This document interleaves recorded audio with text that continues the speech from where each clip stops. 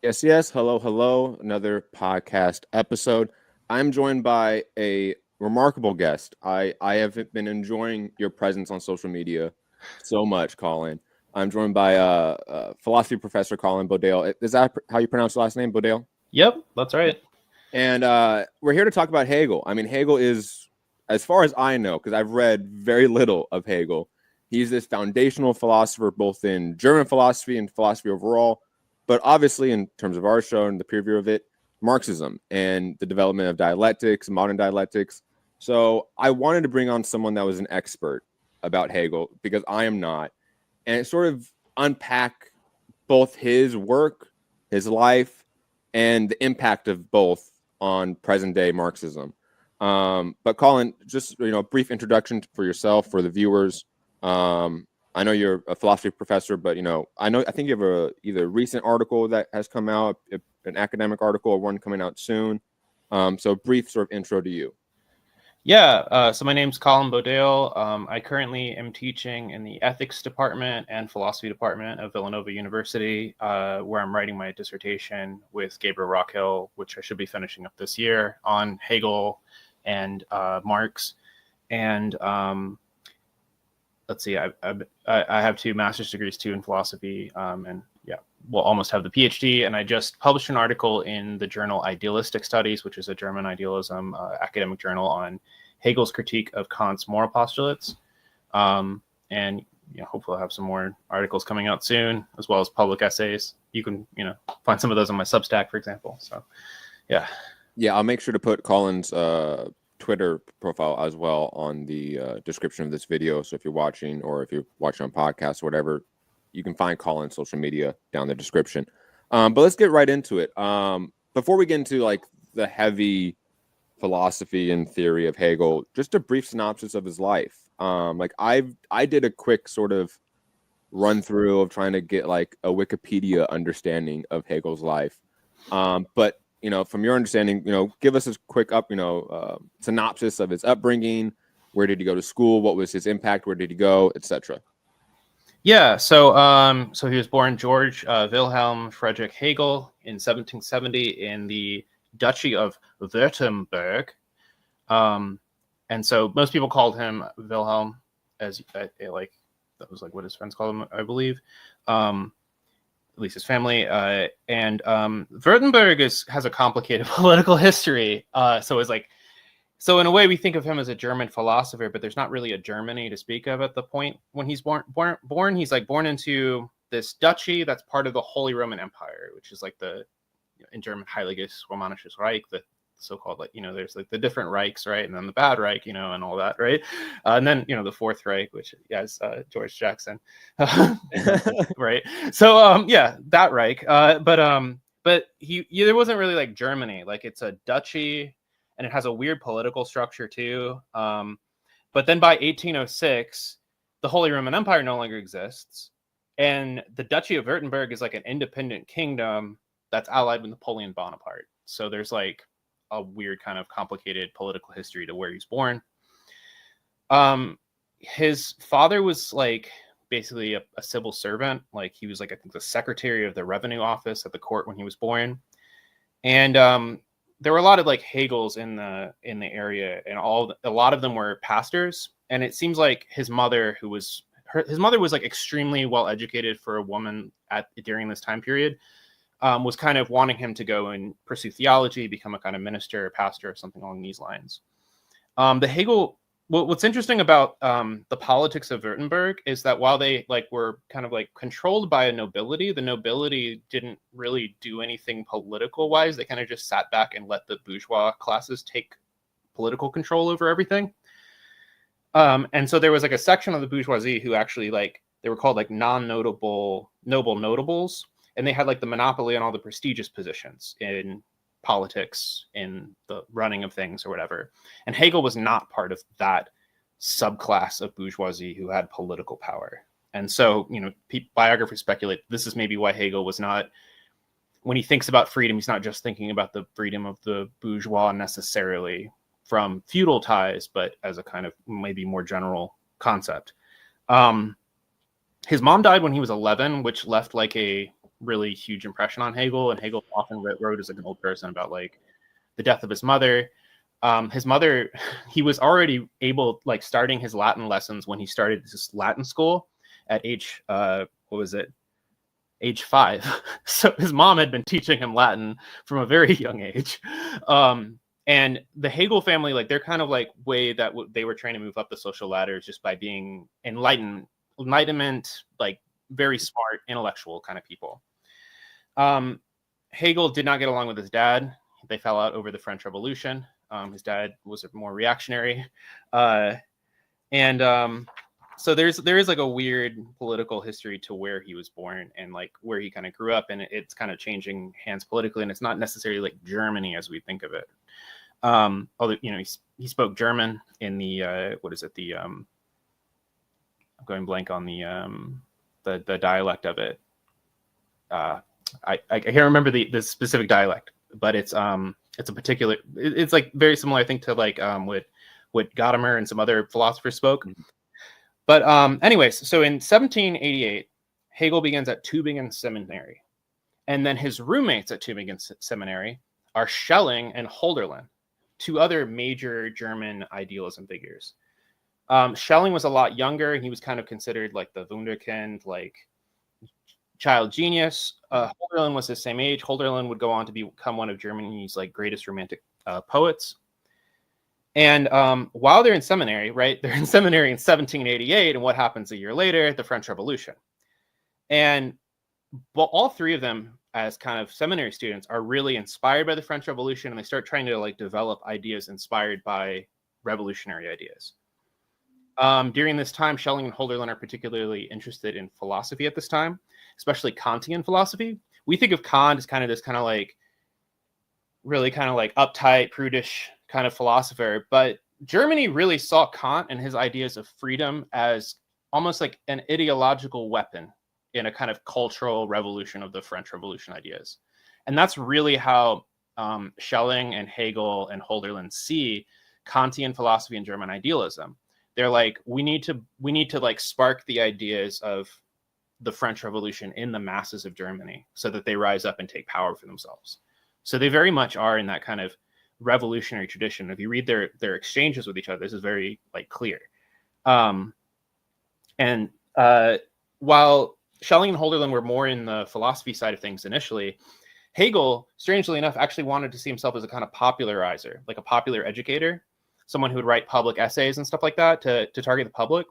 And what's funny is, like, you know, Hegel is not known for being someone who's incredibly accessible to read, but if you read with him when he does try to write for a popular audience, like, it's actually quite clear. Like, there's an essay I'll talk about later called "Who Thinks Abstractly" that is actually the first essay I assign my philosophy students in Intro to Philosophy. Mainly, it's also funny for the flex to be like, the first thing I have my students read is Hegel, but it's really clear and accessible when he's trying to write for just the public.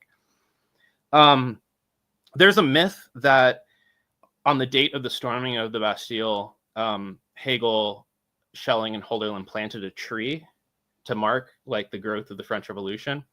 I think that might be not true, but it does kind of show the vibes, right? But they would nevertheless celebrate Bastille Day, and Hegel would, even in his old age, when he allegedly turned, you know, more conservative, I think maybe that's exaggerated somewhat, he would drink a toast on Bastille Day to commemorate the French Revolution. Now, of course, he would criticize some of the what he would see as the excesses of the Jacobins, which I think, like, you know, makes sense too, because like he doesn't want to lose his job too, so he's not like, I'm for the French Revolution, but not like those, you know, Jacobins who, you know, they got too crazy with the guillotines and all that. We're not trying to do that. We just want French Revolution ideas, right? Similar to how people might talk about 20th century revolutions in academia today, right? Mm-hmm. Yeah. So, and then in 1793, he goes from Tübingen Seminary to Bern, where he becomes a tutor for this family called the von Steiger family.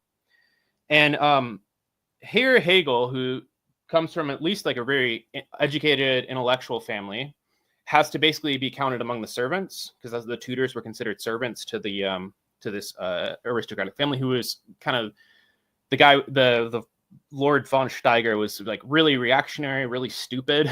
And so you know, one of the clear influences on Hegel's later development of like the master slave dialectic, as it's called, is like, he often talks about like the worst thing a servant can have is a stupid master, because then you're getting bossed around by someone dumber than you, right? And this is maybe a biographical fact where he really felt like, you know, the class tension between the aristocracy and himself as like petty bourgeois. He's working for the Steigers during the Thermidorian reaction too, and during around this time, it's like when Robespierre launches the cult of the supreme being, I think right before the Thermidorian reaction. And he's writing a lot of essays on religion during this time. And it's a big hot topic. And it's funny because I remember taking a class on Hegel's philosophy of religion with one of my comrades, you know, who was like, dude, why are we learning about religion? And I was like, no, actually, Hegel on religion is weirdly like the fighting ground of all the Marxist Hegelian scholars, because that's the big debate point of like, is Hegel critical of Christianity like the young Hegelians, or is he like sympathetic to it, right? So it's an eternal debate. But his early stuff really seems to be kind of more on the critical side. He's reading a lot of Spinoza. He's reading Hume's Essays on Religion. And if you read the letters and exchanges between him and Schelling and Hölderlin while he's working for this noble, you can tell they all become followers of Spinoza and a kind of Fichtean idea of Spinoza. So that, like, leaving aside Christianity for a kind of a pantheism, a kind of religion of reason that's based in freedom and human spirit as a kind of substitute for God. And they're talking about how to use Kantian philosophy to create a kind of ideology of the French Revolution that can grip the masses of the German public. By 1806, Hegel's living in Jena, and he's writing his first masterpiece, The Phenomenology of Spirit. I think it's fair to say that Hegel has two masterpieces, and the first one is The Phenomenology of Spirit. The second one is the Science of Logic. And he's writing The Phenomenology of Spirit while the city is under siege by Napoleon's army. Hegel is actually weirdly in a lot of debt at the moment because he took out a lot of money to like write the manuscript. And the publisher is like threatening him with possible debt slavery if he doesn't deliver. So he's writing the manuscripts frantically, finishing each chapter, and then getting them smuggled over enemy lines, not knowing if they get confiscated or not. And then right before he sends it, he has to like start the beginning of the Phenomenology of Spirit of the next chapter so he can remember what he's written and keep going. So there's a reason the Phenomenology of Spirit is actually a lot more scattered than the Logic. The Logic's definitely harder, but I think the reason is that the Phenomenology of Spirit was written in more of a rush than any other of Hegel's works because of the material circumstances.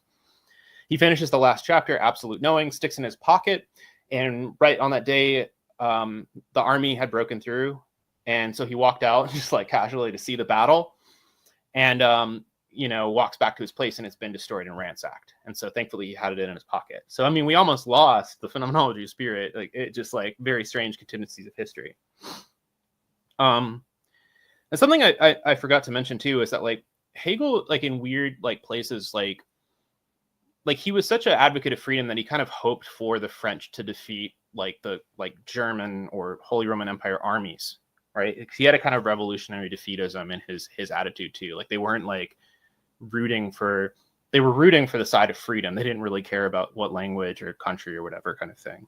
Because I assume at this point, like Hegel's not supporting like Napoleon, right? Like Hegel's not like he supported the French Revolution this very early stage, right? Is what you're saying. So like by the time we get to Napoleon, he's not supporting Napoleon, but he's supporting Napoleon defeating German sort of monarchy, so to speak, right? Or German like aristocracy, right? Yeah, he sees like Napoleon, and this might be getting a little bit too into the nitty-gritty of history for me, but I think he sees like Napoleon as being like progressive in the fact of bringing French ideas around, if that makes sense. Yes. But not necessarily, yeah. And there he famously says in a letter that I saw the spirit of world history standing upon a horse when he saw Napoleon ride in, right? So like there is a sense that he sees like the necessity of history being carried forward by Napoleon, because history for him is ultimately, as we'll talk about, freedom, right? Like the idea of freedom progressing, right? And actualizing itself, right? So as an idealist, he sees freedom as like the idea that we want to achieve, and then history is trying to materialize that idea. It's kind of reverse of Marx in this way. Okay, and then so 1808 to 1815, Hegel becomes the rector of a gymnasium in Nuremberg, and a gymnasium is like German high school. And so he inflicts Hegelian philosophy on all these high school students who are having to study Hegelian logic and dialectics and all this stuff. He's always complaining in his letters about like how they don't, you know, they have the capacity to even abstract, much less think dialectically. And then in 1816, he becomes the professor at Heidelberg, where he presents his next major work, which is his encyclopedia, which is 3 volumes. And he was going to sketch out an encyclopedia that contained like a system, a philosophical system, beginning with logic and then going to nature and then going to spirit or mind, kind of like humanities, politics, that stuff that is a product of human thinking and human creativity. That's like spirit, roughly speaking. But what we have as the encyclopedia is actually just like notes that he presented for his students to accompany his lectures. And so they're like these little short paragraphs that he would then lecture on. And they've been presented in a form where they take the excerpts from the lectures and put them underneath the little stuff that we have, so that we have the what he gave his students, and we have what he told his students about them. Then in 1818, he moves from Heidelberg to Berlin, to the University of Berlin, and becomes the chair of the philosophy department at Berlin. And that's the highest philosophical position one can occupy in the world at this period in time, for a long time, too. It's like being the center of philosophy. His lectures are attended by many people, including a lot of revolutionaries. The students of Hegel become known as being the kind of like furthest left of the student movements against the monarchy. Although there is like a set of right-wing students and center students who try to kind of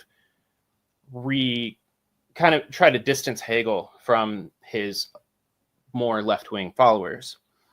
And that's, this is where the big debate comes in, because you have like the left Hegelians, the people that Marx would first associate with, are students of Hegel. They're people who are attending his lectures. They're people who are involved in the student radical movements.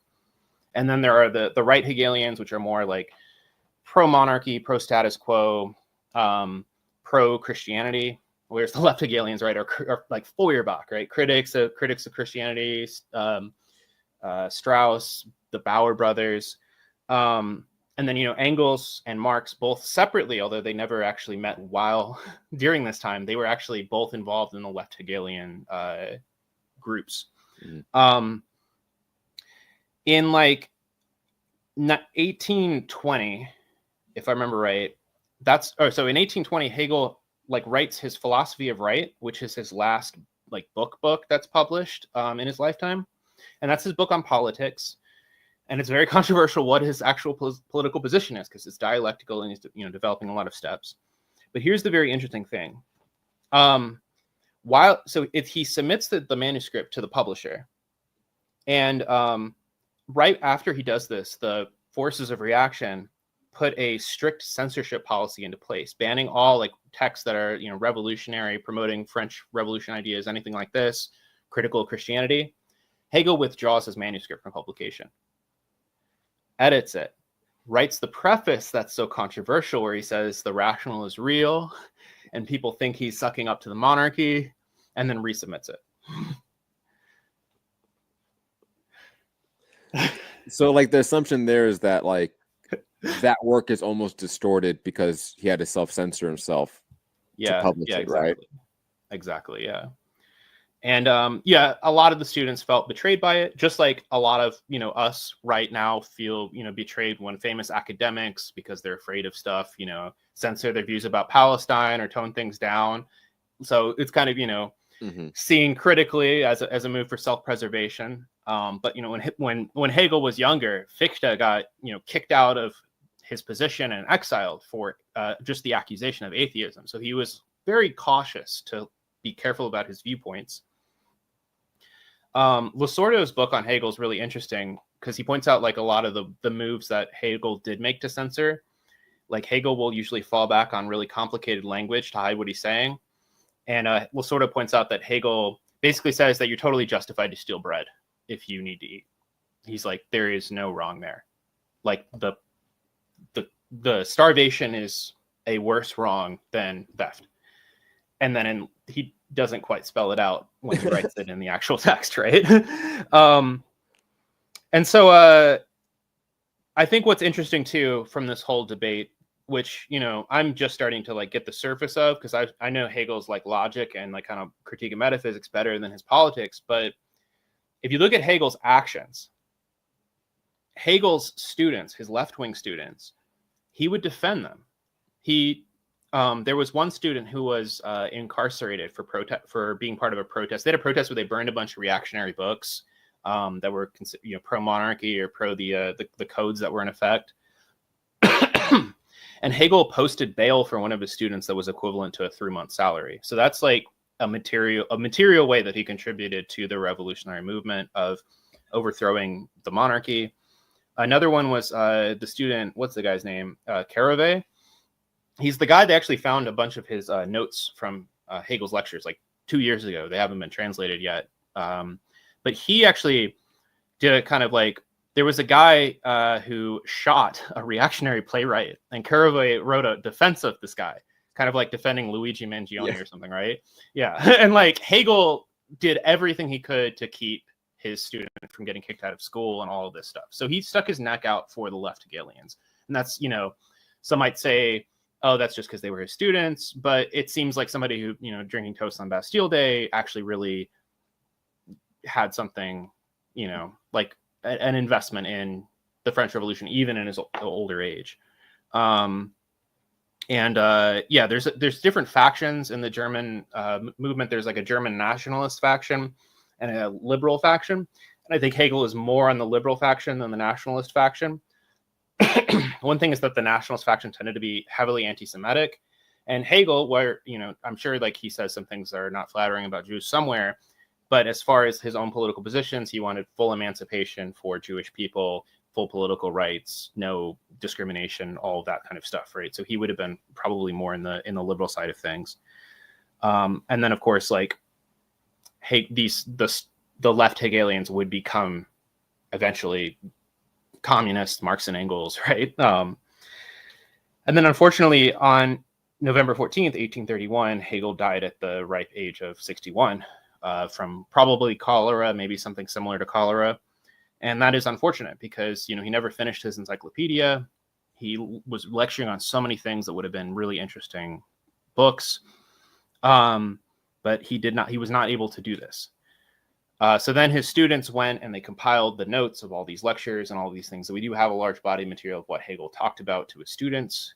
And, you know, there's different debates on that stuff. And then also, like, you know, a lot of the right Hegelians were the ones presenting all these manuscripts. We have like a few left Hegelian manuscripts. So then there's like debates about like, well, okay, so whose side are we getting through the notes and things like that. But it is at least nice that they were able to do that and like collect all of that stuff. And so there is a kind of battleground when it comes to Hegel, especially his views on religion and politics, of the right Hegelians who want to portray their teacher as pro-monarchy and pro-Christianity, and the left Hegelians who want to see Hegel as, you know, revolutionary in the liberal sense during a time when the, you know, liberal revolutions are progressive against the aristocracy, and want to even see there being a German Hegel of something even further, right? Like saying Hegel is kind of like as far as you can push liberal thought before you have to turn it into Marxism, right? So that's the summary of Hegel's life, and yeah, it's an interesting story. Hopefully, No, definitely. I didn't know the story about was the phenomenology of the spirit, right? Where he had to write it while being besieged and had to transport each chapter out through enemy lines. To me, that's insane to think about getting that published and preserving that work for like 200 years. Like that's just wild to me to think about.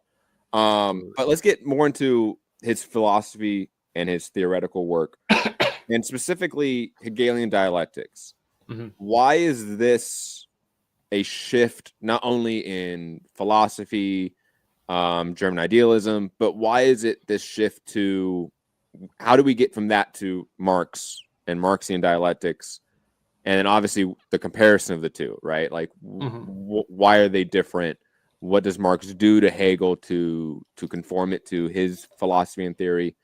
And also to a degree, because you mentioned religion, and this is a little bit of a side topic because I do want you to go a little bit more in depth on that.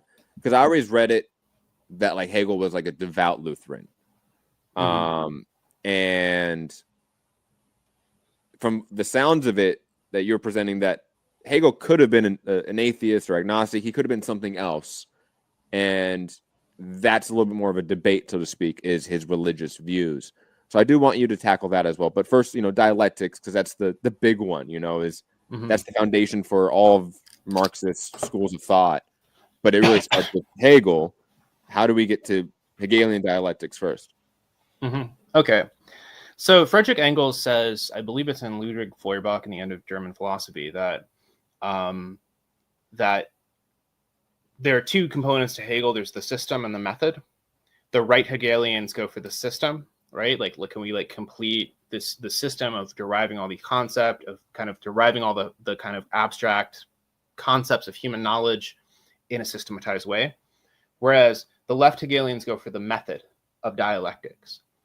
And so what dialectics is, to take a step back, if we look at, you find dialectics in all kinds of philosophy. Engels says somewhere that, just as people spoke prose before they knew what prose was, people thought dialectically before knowing what dialectics were. And if we were to give a kind of traditional philosophy account, taking into account that, this is a one-sided and European version of the story, one could say that Zeno of Elea is the father of dialectics. And what he did was he was a follower of Parmenides, the ancient Eleatic philosopher, pre-Socratic, who believed that everything was one thing, that there is no motion, there is no change, but we're all just kind of deluded into thinking we're different from each other and that things are moving when it's all just one. And Parmenides would present arguments for this position. What Zeno of Elea did was he would present arguments to show that the opposite couldn't be true. So he would say, okay, you believe in motion. Well, if motion is possible, then things must be in two places at once. And that's a contradiction. So motion can't be possible. Oh, if you fire an arrow, there's an infinite number of, you can say divide the distance infinitely. And so it can never traverse an infinite distance. So the arrow clearly can't move. And so what he ends up doing is inventing this style of argument where he takes the opposite position and shows that it leads to an absurd conclusion. What Hegelian dialectics does is it takes this moment, or this tool that we use primarily either to argue against people for polemics, or by skeptics to say that we can't have knowledge because there's fundamentally contradictions or antinomies that we can't get beyond. He turns this into a positive engine of thinking. For Hegel, dialectics is about taking one-sided concepts and showing how, when we analyze them, they turn into their opposites. And taking one-sided positions and showing how they end up becoming the opposite of what they seem to claim to be. And one way to kind of introduce this method would be to start with this essay that I mentioned that Hegel wrote for a popular audience. It's called Who Thinks Abstractly? And I teach this to my students to start off. So Hegel gives this example of a murderer being led to be executed. And, hopefully Luigi is not in this situation, right? But like Luigi, this murderer is really good looking, right? And some ladies are standing by and they see the murderer and they're like, ooh, it's a good looking dude. And everyone's standing around, they're saying, how can you say that? Don't you know he's a murderer? And Hegel says those people who say that are thinking abstractly, because to them, the idea that a person could be both a murderer and beautiful is somehow impossible, because somebody's who is a murderer is completely a murderer. And then he says, similarly, if someone were to try to do a psychoanalysis of this murderer and to say, oh, here's why he became a murderer. He had a really abusive family. Then the person's like, oh, so you're trying to excuse this person now. And Hegel says that's also thinking abstractly, because for them, the murderer is an abstraction of a murderer. But the real murderer is all of the things that brought the murderer to that point, including all of the contradictions, right? So the murderer maybe helped his neighbor with, like, you know, the elderly lady down the street or whatever with her groceries, right? That doesn't seem diabolical or what we imagine murderer to be. But real murderers are precisely contradictory, right? Real murderers are not just purely murderers or purely nice people. That everything has a lot more going on to it. And so to understand things concretely is to not just look in these pure ideal concepts where everything is just one thing or is essentialized in a certain way, but to recognize that everything is full of tension, full of contradiction, full of opposing and antithetical elements. And so what Hegel does in the phenomenology of spirit is, and the logic for that matter, is he uses a dialectical method that can be described as having 3 stages. Now, you may have heard it sometimes described in terms of thesis, antithesis, and synthesis. And I think most people know, because of like the internet memes and stuff, that Hegel never used these terms and they don't really work. They come from the British idealists. And the only time he's ever uses the phrase is he mentions some followers of Kant who think everything is thesis, antithesis, synthesis. So like the only time he uses it is in reference to someone else. And so, but there are 3 moments in Hegel. And you could think of the first one as the abstract moment. The moment that takes something and isolates it and thinks about it in universal terms. He compares the moment of abstraction to like Plato, when Plato says, you know, like there are many beautiful things, but what is beauty itself, right? And when you look at, like, there is something that's important about abstraction, because when Hegel talks about his experiences teaching in the Nuremberg Gymnasium, he says, like, in letters that he's like, it's so hard to teach these children how to abstract, right? They only see individual things. They don't see the concept behind it all. And I've noticed this too, like in philosophy, like I usually start, you know, early in my intro classes with Plato, because it's important to teach people to think like, okay, there's a difference between like good things and the concept of good. There's a difference between what's right and wrong and what makes something right and wrong, right? And so abstraction is important, but it's very limited. And then Hegel would say it's not even true. It's not the true picture of things. It's an incomplete picture, and therefore a false one if we take it to be the final say of things.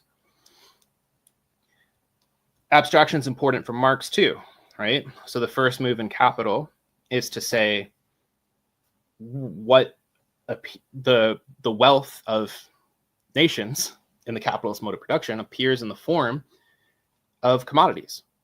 And he says that we take the commodity, he says it's like the microscope zooms in on the cell. We're zooming in on, using the power of abstraction, on the cell of capitalism, the commodity. And this too is a very Hegelian move, because for Hegel, the way that the system unfolds is starting with the most basic and simple elements and moving forward to the most complex or highest, most encompassing. And so that also means that in a Hegelian manner of presentation, there often is like symmetry with history, but it's not historical in the mode of genesis. It's an ahistorical genesis. The phenomenology of spirit starts with something that one might associate with Parmenides and maybe ancient Hindu thought on the one hand, but then it, like, Christianity is like after the French Revolution somehow. Wait, that doesn't make a lot of sense, right? Like, or like Antigone is you know, after Newtonian science, and that's because it's a logical way of historical development, much like in Capital, right? So Capital begins with the commodity and the simple forms and how they build up, and then it ends with primitive accumulation, something that is not historically before all of the working class laws of the 1830s, right? And so that's that kind of mode of building things up from their simplest to their highest points in a way that mirrors what seems like a historical or kind of like evolutionary development, but is not in fact history as it unfolds in time. So then we start with abstraction. What happens next? Well, the idea for Hegel is that when we analyze the content of these abstractions, we find that they each contradict themselves and turn into their opposites. So an example for this would be something like the idea of the different. And this is a paradox that has a very Platonic ring to it. Well, we'd say, is the different, if we think of the different as a Platonic form, we might ask, well, if it's a Platonic form, doesn't that make it the same as itself, right? And like eternal and the same and unchanging? Well, now it's not very different, is it, right? So then the different is different from itself, right? And there's that kind of like turning things upside down. Similarly with being, we ask, what is being? Well, being is not something that is. Everything that is has being, but being itself is not a being, right? And so there's a sense in which being is empty. Being has no content. Pure thatness is not a whatness. So being turns into nothing, its opposite. Then we ask, what is nothing? Well, we just said, what is nothing? And so now nothing has turned into its opposite as well, being, right? Because if you imagine like, well, what was there before, if you think about the Christian idea of like creation out of nothing, well, what was there before anything? And you say, well, there was nothing. And then, well, so there is nothing, right? So nothing has being in a certain way. And what's cool about this is that Hegel subjects all of the categories of metaphysics, all the categories of philosophy, being, nothing, becoming, cause, effect, freedom, necessity, to this kind of dialectical critique, where instead of thinking about them in a one-sided way, where we just see this is a cause, this is an effect. We have the cause, then it creates the effect. That then causes another effect and another effect and another effect, right? That'd be a very one-sided way. We see how causes and effects co-determine each other. So for example, one analogy Hegel uses at times is like a parent is the cause of their child, but a parent only becomes a parent through their child. So the child is just as much a cause of the parent, right? So there's a reciprocal causality. And that's where you kind of like turn into this kind of topsy-turvy contradictory way of thinking that dialectics enables. Then if you think about, here's an example that might help too. So one of the arguments for the existence of God is the first cause argument. And you say, okay, so every cause or every effect has a cause. That cause has to be the effect of some other cause. Things can't be both a cause and effect, so we go into this infinite regress until we get to some first cause. Well, the first cause is actually a violation of the very rule we've set up, because the first cause is the cause of itself, so it's a self-affected being, right? A self-caused cause is a contradiction. It's literally the thing that we weren't supposed to do that led us on this whole series. And Hegel, in a certain way, wants to think everything in the structure of a self-caused cause or a self-moving concept. And then you get to Capital by Marx. And what is capital? It's self-valorizing, right? It's like God creating himself, right? Like capital creates the conditions for its own realization. It's self-valorizing. It is that it has this structure of infinity to it. And Hegel is really about finding this structure of infinity. And so I went on a huge tangent here. So from the moment of abstraction, we get to the second moment, which is the dialectical or negatively rational moment. And that's where the abstraction turns into its opposite and contradicts itself. And normally skepticism would take this to be the proof that whatever we're analyzing is false. But in Hegelian dialectics, there's a third moment called the speculative moment, which recognizes that contradiction that we found is actually the truth of the thing. That to really understand it, we need to understand how the point of tension within a category where it turns into its opposite and unifies with it. This is what Engels calls the unity of opposites, right? And so if you look at something like nature, the dialectical view of time is that each now is a now that negates itself to turn into another now. That time is like both is and is not.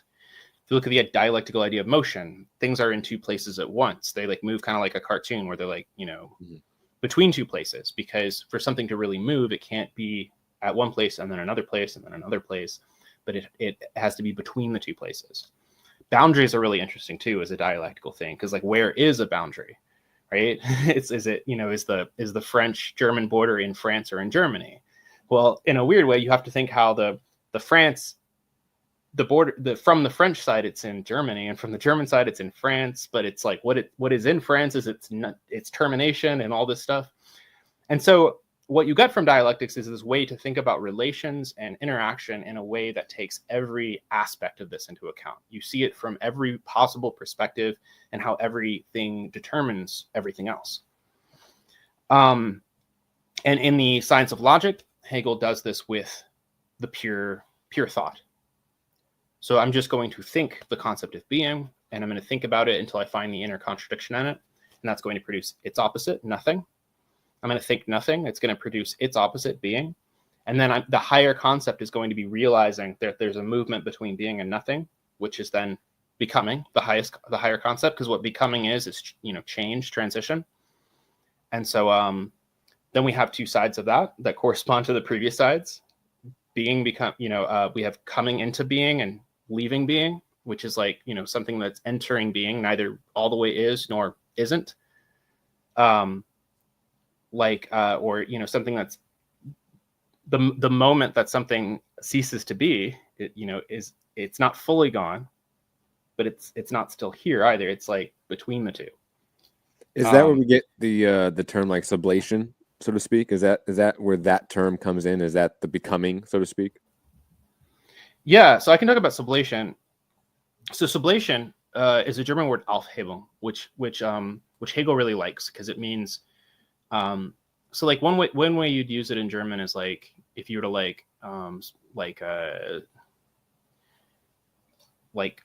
cut both sides off of a math equation or something, and like cancel out the sides. So it has that sense of canceling, but it also has this sense of like you're taking something away to preserve it, and then also the sense of like lifting up. And so Hegel likes the word sublation or Aufhebung for describing negations that negate something, but the fact that something has been negated still matters.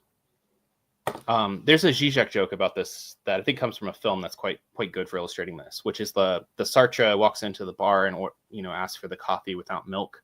They say, we're out of milk. Would you like it without cream instead? And so sublation is a negation. A sublation is like a negation that is determined by what it negates, and that preserves in negating something the very thing that it negates. So an example would be like an illusion. Well, what the something that illusions are and are not, right? They are illusions, but they are not what they appear to be. And so when Hegel starts in the Doctrine of Essence with the concept of shine, of illusionary being, or if we think about like a Cartesian who starts with like, well, I can't be sure if anything's real, but I can be sure I'm at least experiencing it. You're like, what is certain is that I'm, something seems to be. That what you're taking there is a sublated form of existence. What you're taking there as your starting point is something's being canceled out. You could also think about the whole idea of negativity is really interesting here too. Like if you think about two forces pressing on each other and there's no motion because both forces have canceled each other out, that's another way you could think about sublation. But yeah, the idea would be that sublation is when when being becomes nothing and nothing becomes being. We don't just go like some broken robot to being then nothing, nothing then being then nothing, nothing then being, but that we go from being to nothing, and then we recognize that as, okay, when something goes from being to nothing, that's ceasing to be. When something goes from nothing to being, that's coming to be. And so coming to be is something that's determined by what is being pushed away. Same with ceasing to be, if that makes sense. So I would say that that's what sublation is. So in the Marxist context, when people talk about, controversially sometimes about, that socialism or communism is the sublation of capitalism. And the idea there is that it's not just like, okay, so then there's capitalism, it stops. Now we have socialism that has just replaced it, like a jumping from time 1 to point 2 with no space in between, no transition. But it's the idea that one has to take the forces as they are currently and transform them into something different, right? Not just like, all right, let's just discard the past and start something new from scratch, right? And that's, yeah, you can think about that too from this whole idea of the dialectic as generating things out of their opposites, right? And moving from a higher stage. And so, yeah, and then you see that too in like, it gets really weird in like nature and history and stuff like that, especially history, as we'll talk about. But right, so like Hegel actually wants to start with time and then start with space and then derive time as like a more complex version of space. And then, motion is like this complex like unity of the two opposites. It gets very abstract and very interesting too at the same time. But I think that what it enables you to do is to think about things like if we're thinking about ourselves and like, there are certain deterministic elements in history, but we're also agents, right? We also have agency. So how do we make sense of the two? Well, dialectics might help us be able to think about how freedom and necessity are not necessarily in opposition to each other. How it'd be wrong to see everything mechanically, but it'd also be wrong to see everything as just kind of like, I'm just going to decide on, random things, that kind of stuff, right? From the dialectical standpoint, what true freedom is when I am acting according to my own like concept and I have knowledge of what I'm doing. Where the kind of like arbitrary notion of freedom would just be like, I'm just going to make random decisions. And, here Spinoza says like the drunk believes themselves to be making free decisions too, but they're completely lost control, right? So that would be like a sense there of how one needs to understand opposites as not in unity, but in relation to each other.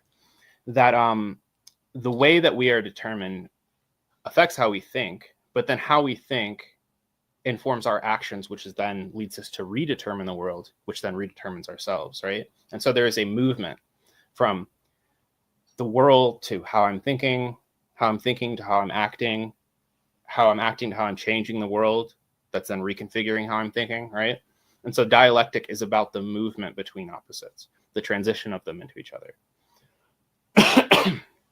Or the base and the superstructure can be thought of this way, right? So the base produces a superstructure, but how things are in the superstructure is not just, this thing that just epiphenomenally just kind of mirrors whatever is absolutely determined here. Walter Rodney gives a really great example of the, if your religion teaches you that certain trees are sacred, that's going to prevent you from cutting them down and thus affect the base, right? And so there's a dialectical or reciprocal relationship between base and superstructure. And so, yeah, I think I'll stop there unless there are any questions. No, that's fine. So then, I mean, all of that is within the purview of Hegelian dialectics, or most of that is, right? I can't hear you right now. Oh, I'm muted. My bad. You can't hear me? Hello? It's on my headphone end. Still can't. Mic check, mic check, mic check. 1 2. Mic check 1 2. Mic check. It should be working. Mic check, mic check. Mic check. The headphones. Mic check. Can you hear me, Colin? Colin? Can you hear me? Mic check 1 2. Mic check 1 2.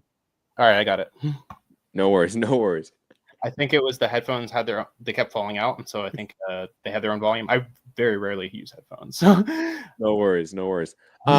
But the description of dialectics that you gave is within the purview of Hegelian dialectics, correct? Right.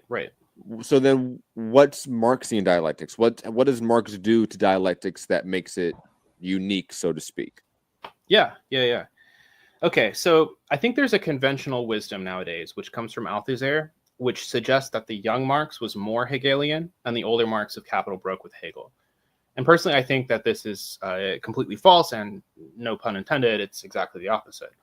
If we read Marx himself and what he says about his relationship to Hegel, he's like, well, I criticized Hegel when I was younger because the young Hegelians, I was trying to break with them and, you know, push things in this materialist direction. But now I'm upholding Hegel. There's a quote that Marx says, I think it is a lost quote that should have been in Capital Volume 3 or something along these lines, but someone tracked it down. My relationship with Hegel is very simple. I'm a disciple of Hegel, and the presumptuous chattering of the epigones who think they have buried this great thinker appear frankly ridiculous to me. So Marx really saw himself as a Hegelian, especially in his older years. Before writing Capital, he did a deep study of Hegel's logic, and you can see the categories there. Now, it's not like Capital maps onto the logic. Some people make this mistake of trying to think it does. It clearly doesn't. But if you read Marx and Engels and their correspondence, they're always talking about how new discoveries in science would have been really interesting. Like, they're like, oh man, I wish Hegel were alive to see Darwin or cell theory, right? Because he would have loved the dialectics of these things. But if we, the difference between Marx and Hegel's dialectic, if we really, what it really boils down to is I think really just the old wisdom that Hegel's an idealist, Marx is a materialist. And what does that look like? Well, so I think it's important to understand what idealism is, because we often use the term and it means different things. It means different things in philosophy and in politics and in Marxism. In the context of Hegel and the people around Hegel, idealism is the idea that philosophy can start with thought and that it can work out its problems in thought alone. And that's what Hegel does in the Logic. And that's what Hegel does when he gets to nature. He's like, I'm going to, look at science and all that, but I'm going to try to reconstruct rationally how the ideas fit together. It's how he approaches like, what do you call spirit, like anthropology, humans, and all of this stuff. And then, where it gets the most problematic is when we get to history. So for Hegel, we start with this idea of freedom, and we look at history and try to understand history as a kind of having this purpose of realizing freedom. And so we judge everything by how it lives up to that standard of the idea.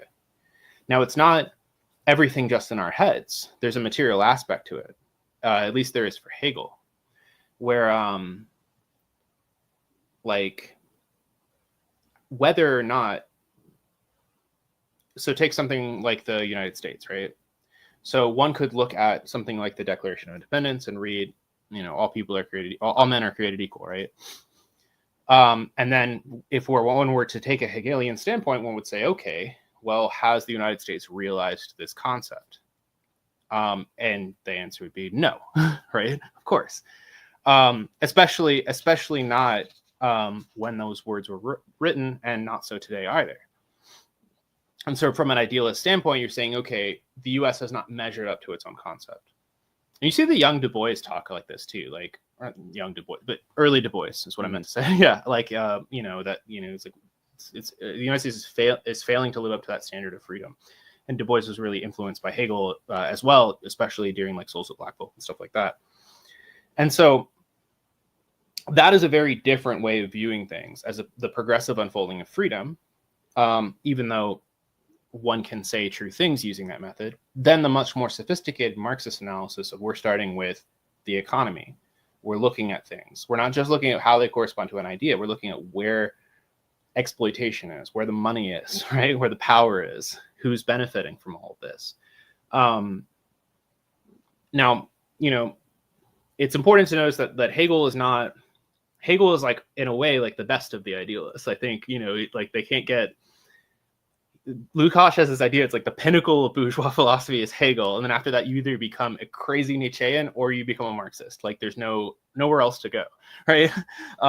So there is a sense in which Hegel he doesn't think you can just talk the talk and not walk the walk. Like he's not a Democrat, he's not like, you can't just like symbolize things or, say that you're about certain things and not actually prove it through your actions. Cause like one thing that Marx and Engels really do get from Hegel is this theory of action of like the proof of your motive is your deed. The proof of your intentions is whether you carry them out. And and that there's a kind of unity between the mind and reality through proving yourself through action. But as far as Hegel's history goes, this remains purely an idea of like, we have a certain like idea of a people or idea of a world or an idea of freedom, an idea of an epoch. And we're looking at the contradictions at the ideological kind of conceptual level. And if we bring in material things, it's to judge whether or not those material things contradict that concept, if that makes sense. So yeah, I would say that the biggest thing about idealism is that it starts in human thinking and not in the material world. Mm-hmm. No, that was really great. That cleared up a lot of misconceptions, I guess, so to speak, about that difference. You kind of touched on it briefly, and I think it's time we just go into it on Hegel's, work on history. The bulk of what I've read from Hegel, though I did try to read Phenomenology of the Spirit like years ago. I gave up. I was like, this isn't for me. It's too much. I was right after I read Capital too, and I'm like, no, I need to walk back. But a lot of what I've read from Hegel is from secondary sources, right? It's people writing about Hegel, quoting him, and it's always hard to see what this is in the macro sense for Hegel's work. Robert Beale's book, Eurocentrism and the Communist Movement, and Kevin B. Anderson's book, Marx at the Margins, they quote Hegel a few times, specifically about Africa, and if I can, I know you have a bunch of quotes too, probably, but just so I can as well. Hegel speaks of North Africa as, quote, a land which does nothing but follow the fate of all which arrives from the great beyond, lacking a definite face of its own. Turn like Asia Minor towards Europe. This part of Africa could and should be attached to Europe. And then Kevin B. Anderson talks about Hegel's views on India and very dismissive, and his dismissiveness of India, and how it should also be subjected by Europeans. And there's this Eurocentric track within Hegel that when I read Marxist critiques of the movement, Hegel seems to be that starting point for those critiques as well. Mm-hmm. That Hegel is this contradictory factor of Hegel is both the foundation of Marxism in a lot of ways, but also a lot of the deviations within Marxism. What's your view on Hegel's Eurocentrisms, and also how that has played into Marxist movements and schools of thought, and maybe making, whether it's theoretical mistakes or practical mistakes in the last, 150, 200 years? So as for the second question, I think you're going to know a lot more about that than me, because I am a philosopher. I'm not, a historian, or, my knowledge of the history of Marxist movements is pretty low compared to a lot of people who are, very active in organizing, things like that. So I'm not sure I can answer that question, but I can at least answer the question about Hegel himself. And I think beforehand, it's worth to talk about, we need to have different levels of analysis for this question. Cause I've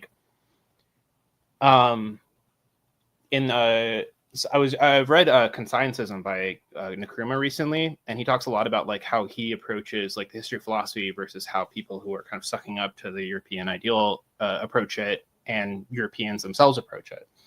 And the standpoint that a Eurocentric approaches the history of philosophy is that these are great people, these are great heroes, these are cultural symbols of European whatever superiority kind of thing, right? And so if one adopts that perspective, then it's Hegel can do no wrong because he's the great Hegel, and anybody's trying to just bash him because he was a product of his times, blah, blah, blah, right? And then you have the other side, which is let's destroy this fucker, right? Of trying to bash the cultural icon, right? Right? And so, and what Nkrumah recommends is, he says, what we should do is we should situate these people in their own histories and see what decisions they made based on the political battles of the time and where they fit into that. And then, you can figure out how you can situate yourself into your own times. That's if you're not doing this for the standpoint of waging a war about culture and these figures as cultural icons. So let me just start by saying that Hegel's philosophy is incredibly Eurocentric, especially his philosophy of history. And it's weird. I was talking to some people about this the other day. There used to be this conventional advice. It's like, oh, you want to read Hegel? Start with his philosophy of history. I'm like, why are you recommending like the most fucking racist? Like it's like Hegel at his worst, you know? Like, why would you recommend this to people? Like, are you like? And it's like not like they're trying to turn these people off from Hegel. Like, you're just trying to make all Hegelians into a bunch of racists, then, or is that like the plan here? Or like, you know, there's some stuff, you know, and it's not like the whole book is just, you know, full, you know, there are parts of the book that are not just like connected to this, but it's like it's very strange because the book is a very Eurocentric version of history. Yeah, so I don't know why people recommend that as the starting point. Generally speaking, Hegel views history with a presupposition, which is that history is the unfolding of freedom. He understands freedom dialectically, meaning that he's not just saying like, okay, are you this much free or that much free, or like, you know, like what's the level of freedom, but he wants to locate where the freedom is in each society. And so the way he sees it is that it goes from one man is free, some men are free, and all men are free, which he associates with three different cultures: Asiatic, Greek, and finally European, or at least he would hope European, because I mean, right, he's still living under a monarchy and things like that. But so there is a conceptual movement here that he sees as unfolding from east to west, beginning with like Oriental despotism and then Greek democracy, which is, of course, right, this gets roped into this European narrative, which, you know, even Hegel recognizes this was not freedom for everyone. It was freedom for a group of people. So it wasn't a true democracy because there was slavery and all these things. And finally ending with what he sees as the promise of like liberal revolutions in Europe. So now Hegel, for reasons you just like mentioned, has a strange Eurocentrism. And I'm sure that like experts on Orientalism, like in the bad sense, like people like, you know, Said or people in that tradition know a lot more about the history of this stuff than I do. But it seems strange to me that he incorporates like North Africa and parts of Asia into Europe, the greater Europe. And, you know, there's a long like history of like the French like trying to pretend that like Egyptians were white, right, and things like this, right? So there is like a precedent here. And Hegel seems to view things, geographical areas, as becoming historical only when they come in contact with Europe, which is pretty much the way that we're also still like trained to think Eurocentrically in our own like settler education, right? We hear that Columbus discovered America. It's like, well, weren't there people here who knew that there was a like right, you know, that's like inherently like things become historical when they come in contact with Europe. Hegel also emphasizes Christianity is particularly important in history because he sees in Christianity an idea of freedom. You know, there's neither Jew nor Greek, male nor female. And then he thinks that the concept of the Trinity is particularly dialectical, right? Father and Son, God and man united and one, right? So there's something, he thinks that like the philosophical problem of the Trinity was particularly important and dialectical. But if you situate Hegel himself within other people from his time period, so like Hegel is 100% a racist by what we mean when we say someone is a racist today. And I think, though, if we were to be strict about it, Hegel is more of a culturally ethnocentric, because during this time, racial pseudoscience is really floating around, right? Like Kant especially is developing theories of like race. And Hegel does talk about these theories in the encyclopedia, the different racial theories. Just because Hegel, of course, talks about a theory doesn't mean he endorses it. Like he also talks about astrology and phrenology and physiognomy, which he all rejects. And his critique actually of phrenology, the racist skull science, is quite good. It still actually holds up, and I think you could actually develop it into a kind of dialectical critique of like, what is it? Is it the bell curve? Is that the name of the horrible book? Right? Or like DNA, any kind of genetic basis for anything like that. Yeah, like it's a good critique of any kind of genetic deterministic eugenic kind of basis already. Because I mean, he's the philosopher of freedom at the same time. So when he discusses race, he actually says at the beginning that like a lot of people put a lot of stock into racial differences, and he says that the reason they do it is because they hope to prove that one race is like naturally superior to the others so that they can dominate the so-called lesser races. And he said this is like an affront to freedom, right? So there is a sense in which Hegel, although he will talk about race, rejects the idea that race can be used as a basis for denying people freedom. And I think that that is a progressive point on his time. And because he says that all people are rational, even implicitly so, right? So even if like, right, like from his point of view, like he would be reading all of these like really racist anthropologists and stuff, and he's like, so even if these people like don't display reason, they're at least implicitly rational, and so this gives them some dignity. But yeah, as far as like how he tries to explain racial differences in the encyclopedia, he looks at geography weirdly, which is like reminiscent of Marx. And then yeah, I mean, he just like, I mean, you read it and it fits into he fits into a lot of the colonial narratives. And you know, it would be interesting if you wanted to like really know, like, is Hegel doing this out of being malicious, or is he doing it because he was, you know, ignorant of anything else? It would be interesting to see what he had access to when a lot of the studies on Native American culture and language were being published, because they were published at the University of Berlin, so he probably would have eventually had access to them. There is this whole argument from Susan Buck Morris about Hegel and the Haitian Revolution. I don't know if you've come across this. No, I have not. I'm intrigued. Yeah, so I always thought that this was kind of wishful thinking, but basically the argument, so one of the most famous parts of the phenomenology of spirit is Hegel's master-slave dialectic. And there's an idea, this idea is that there are two people vying for recognition, striving to have their like humanity, you could say, recognized, their right to being their claim of certainty, you could say, is how we would put it. But they engage in this life and death struggle. One person submits, one person doesn't flinch. The person who submits becomes the slave. Then the master becomes the dominant one. The slave goes to work for the master. And in this time, Hegel points out that there's this, in this imbalanced relationship, the master lacks all certainty about themselves, because to have certainty about yourself, you have to know yourself through the lens of another person. But when someone is your subordinate, they can't tell you anything that you can really believe, right? Like they're sucking up to you, right? And so true self-consciousness is achieved from the standpoint of the slave, who knows what reality is. They have to work on it. Like they're the one who knows what this real relationship is, but they lack power. And so there's a sense in which like the Hegelian dialectic continues at this pivotal moment between the first time there are two minds that meet each other. And it continues from the standpoint of the slave thinking about the situation of slavery.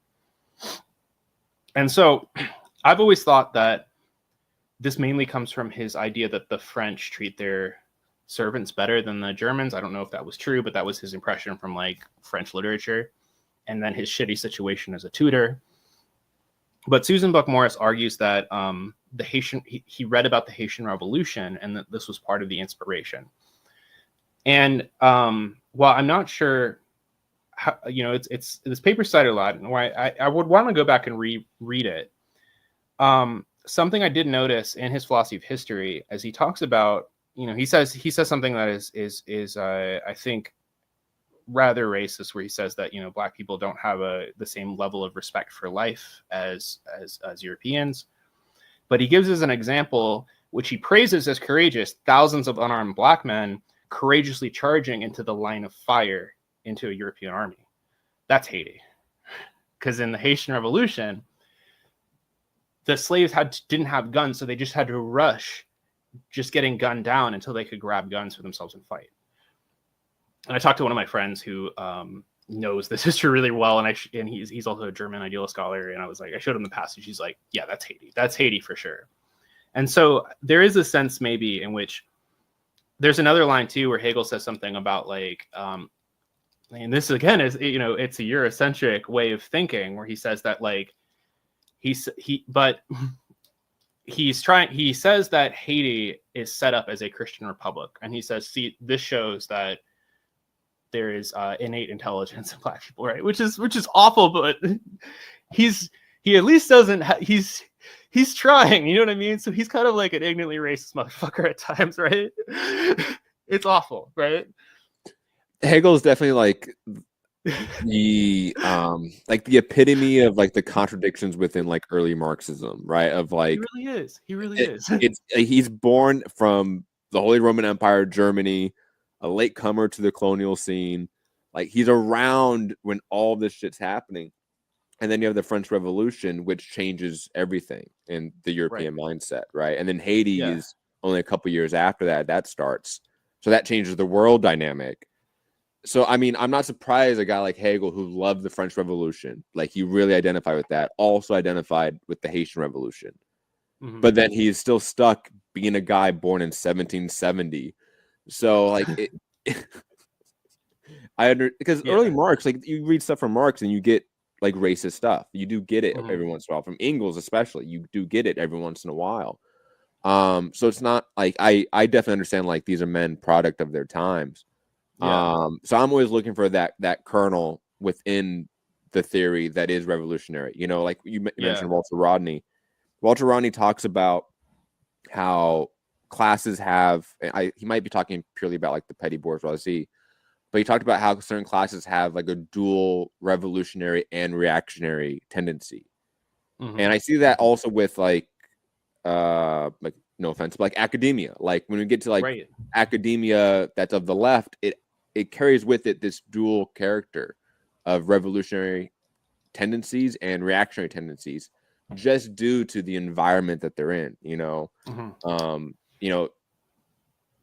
Hegel, like all academics, he's around the cultural elite, so to speak. You know, he may not be the bourgeoisie, but he's around the bourgeoisie in a way that a regular proletariat or a lumpen proletariat is not, right? So to me, it's fascinating. Like Hegel, to me, is this epitome of this dual revolutionary and reactionary character that a lot of different people or classes carry. Yeah, and like one of the big things, like one of the big like litmus tests for, you know, ignorant motherfuckers who maybe didn't harbor ill will, is like the issue of slavery, right? And like on that issue, I think that's when like it's like, okay, you know, maybe Marx said some things, but like his heart was with the Black struggle, right? Like he was an abolitionist. Hegel, not so much. Hegel was absolutely anti-slavery, but he was not an abolitionist. He was a reformist. And you know, I one thing I will give him credit for is that he says that what he perceives as cultural inferiority in people of African descent, he says that is a product of slavery.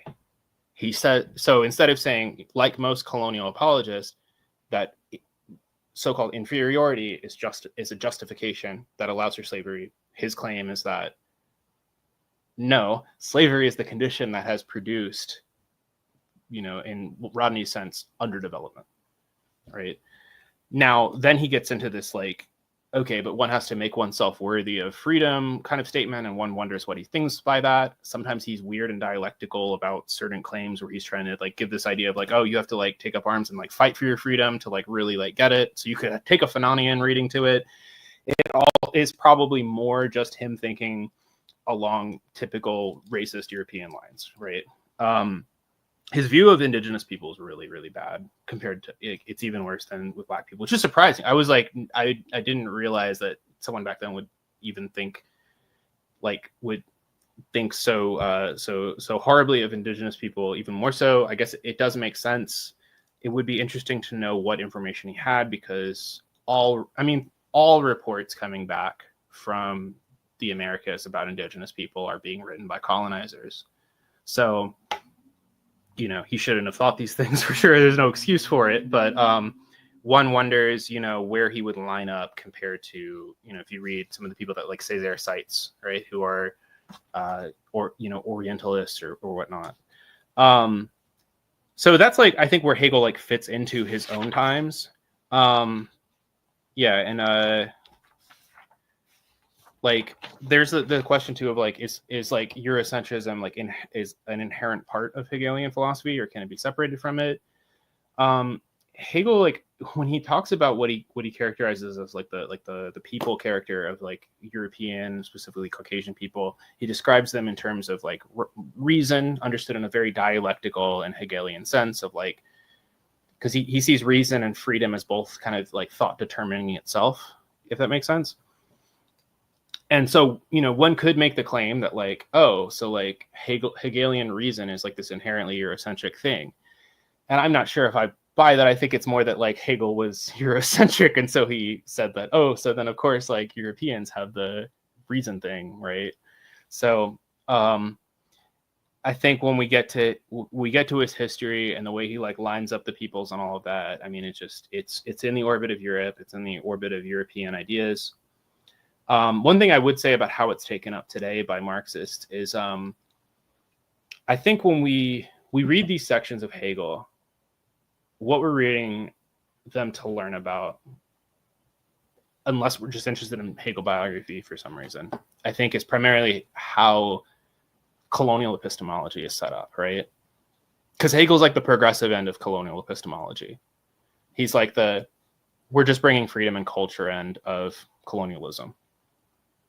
Not the not like he's like the softer stick of colonialism epistemology wise, right?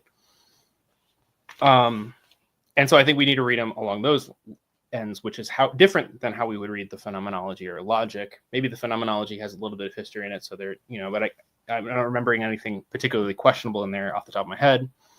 The logic might be something that could be separated a lot more, although you might be suspicious of his kind of Christian centrist views. But then what gets really problematic is when people take up these positions today. So I think about, you know, so Hegel associates Europe with Christianity. He associates European values and European freedom with Christianity. And I think about someone, and I just dropped my earbud all the way across the room. No worries. All right. I think about someone like Zizek, right? So Zizek repeats this move of like Hegelian Christian atheism. And I think it's precisely he uses it precisely to affirm Christian values as somehow inherently European, right? And he's somebody who claims to be a Marxist. My teacher, Gabriel Rockhill, might have some disagreements with that claim. But he's somebody who, you know, wears the mantle of Marxism, who calls for a return to Christian atheism, a la Hegel. And I think that those aspects of Hegel are very easily mobilized into turning our tradition into a very Eurocentric tradition. So that's what I would say about that angle about it. That like if we take up Hegel in our own time and take up these positions of Hegel again in our own time, they're even more nefarious than they were. Where if we look at Hegel within his own context and we see he's somewhere like maybe left of center in regards to like these different struggles, where Marx would be someone on the far left, right? Mm-hmm. They've become even worse with age. Let's just put it that way. Like and Zizek saying not when Christianity, you know, Hegel's views of Christianity where he is trying to demythologize it a little bit and like kind of try to turn it into a kind of ideology that can be used to promote the French revolutionary ideas. When Zizek does that today in Europe in the context of like refugees coming in, that's like horrific. That's way worse. So that's something where I think Hegel should be both criticized and like we should be really suspicious whenever someone wants to weaponize those aspects of Hegel in our tradition, if that makes sense. I absolutely agree. And, you know, mentioning that, obviously check out Western Marxism, edited by Gabriel Rockhill, by Domenico Lasordo, because that's like a whole chapter on Zizek, and it's probably my favorite chapter of it, to be quite honest. I love that. I've had you on for a long time, so I'm just going to wrap it up with one more question. Why should Marxists today read Hegel? And is there an importance to read Hegel? Because I often will tell people, don't read Hegel. Like it's okay. Like read like new Marxists, like new organizers, new activists, you know, and they're gung ho about like reading all of the original theory. I usually tell them to skip Hegel. Like it's even skip Capital sometimes. I'm like, that's those really dense material, go to lighter projects, lighter works. But it's clear that Hegel is this foundational element within Marxism. So clearly there is some level of importance to read him even today. But why should Marxists read him today? Yeah, so there's like the Lenin quote where Lenin says that nobody can fully understand Marx's Capital unless they've mastered Hegel's Science of Logic.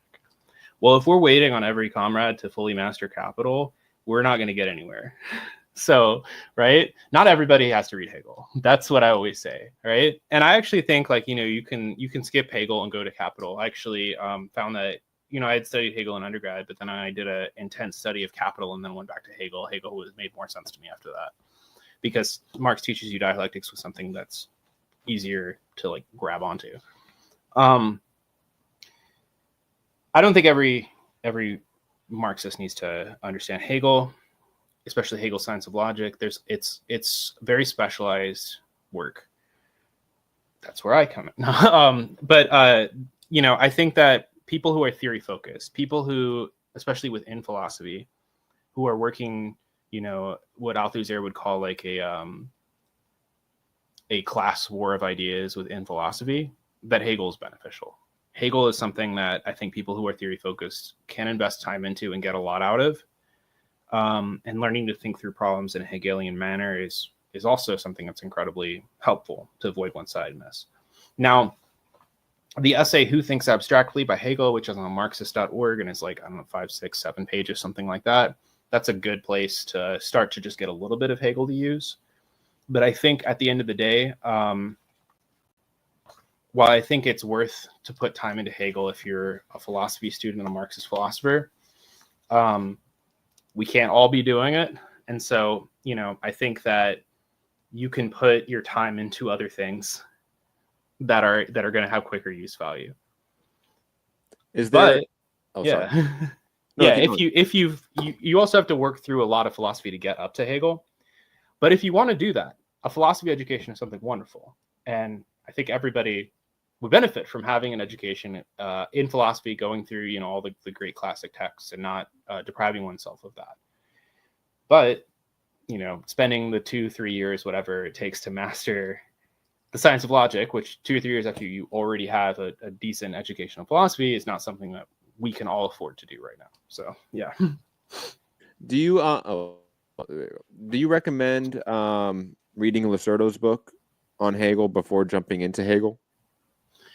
Lasorda's book on Hegel is something that focuses more on Hegel's philosophy of right, which is his political philosophy. And so I think I'm somebody who always likes to read original text before I read stuff on it. So it could be interesting to look at, say, the introduction or whatnot, but it's really a book that's embedded within different debates about the role of Hegel and whether Hegel was a liberal to the end, which is what Lasorda wants to say. But a book that's actually quite good for an overview of Hegel is, surprisingly, from somebody that Lasorda is quite critical of, Herbert Marcuse has a book called Reason and Revolution, and it's I was amazed. There's so many commentaries on Hegel out there, but this one is just so clear and accessible, and it's written in the 1950s in English. So yeah. Colin, thank you for your time. This was extremely educational. I just sat back and learned the whole time. This was fantastic. Is there anything else you want to tell the audience before we head out of here? Oh, just thank you for having me. It's been a great pleasure to be here. And stay in touch. If anybody wants to find me, I'm on Twitter at Colin Bodayle. Thank you, Colin. I really appreciate it. And obviously, I'll be talking to you on social media. Okay. Awesome. Thanks. See ya. Be clear here, not confused. I'm a socialist. Chile is rich. Only the people are poor. As long as they're working class, you'll have a communist party. What's that book I got? The Russian guy? Stalin. I got that. Fidel Castro. Support our struggle to the hilt. It is impossible for capitalism to answer the needs of the American people. If I am a revolutionary, and you're going to have to keep on saying that. And you've got to put your bodies upon the gears and upon the wheels. upon the levers, upon all the apparatus, and you've got to make it stop. And you've got to indicate to the people who run it, to the people who own it, that unless you're free, the machine will be prevented from working at all.